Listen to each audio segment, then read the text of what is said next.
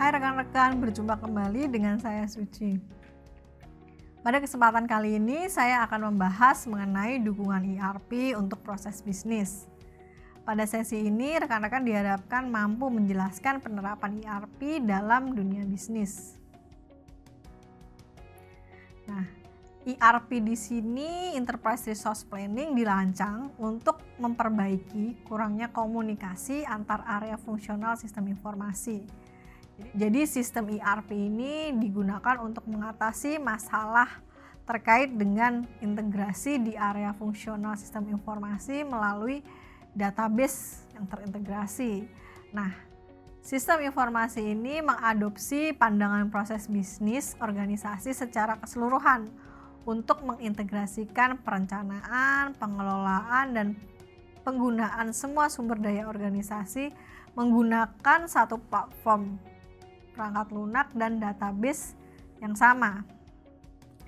Nah, jadi sistem informasi terkait dengan ERP ini awalnya digunakan untuk memfasilitasi proses bisnis berkaitan dengan fungsi manufaktur, manajemen bahan baku, pengendalian inventaris, entry pesanan dan distribusi. Nah, kemudian berkembanglah sistem ERP ini masuk ke dalam ERP2 ya, di mana sistem ERP antar organisasi yang menyediakan kebutuhan terkait pengelolaan informasi berkaitan dengan inventaris dan produksi, kemudian berkaitan dengan pelanggan, pemasok dan distributor. Nah, kemudian berkembang lagi ya, kita bisa melihat di sini bahwa modul-modul awal itu bertambah ya dari sisi adanya pemenuhan terkait dengan kebutuhan dari sisi customer relationship management, kita bisa melihat dari situ, kemudian supply chain management dan modul-modul ekstensi yang lain yang berkaitan juga dengan business intelligence. Nah, untuk melengkapi satu kebutuhan di dalam ERP sistem ini.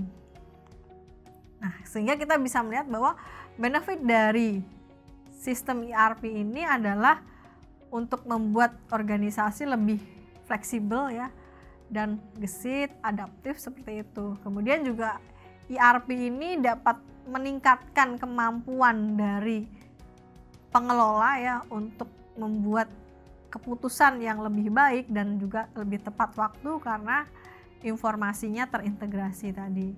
Kemudian ERP juga dapat meningkatkan layanan ke pelanggan, kemudian dari sisi produksi maupun sisi distribusinya.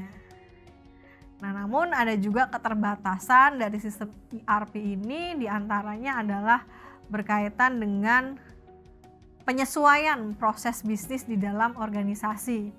Nah, agar sesuai dengan modul yang telah ditetapkan di dalam ERP sistem.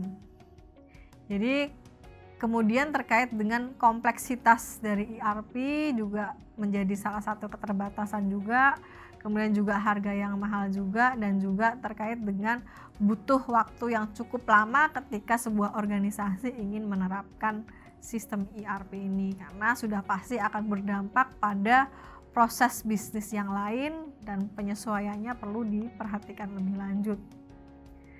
Nah, selanjutnya apa kegagalan dari penerapan ataupun implementasi ERP ini? Diantaranya penyebabnya yang pertama bisa jadi organisasi tidak melibatkan seluruh karyawan yang terdampak dari perencanaan dan pengembangan proses ERP ini.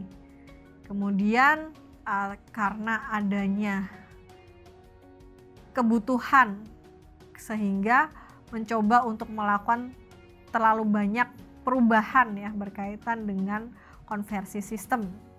Nah, kemudian juga salah satu di antara kegagalan implementasi ini adalah kurangnya pelatihan ataupun transfer knowledge terhadap sistem yang baru ya, sehingga sistem ini tidak bisa dimanfaatkan dan digunakan dengan sebaik-baiknya.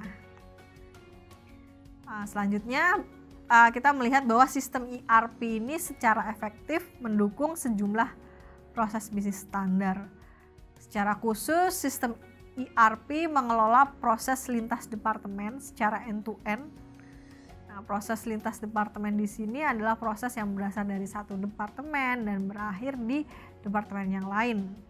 Begitu juga sebaliknya. Jadi harapan dari penerapan ERP sistem itu untuk mengintegrasikan informasi di seluruh lini bisnis yang ada di dalam organisasi.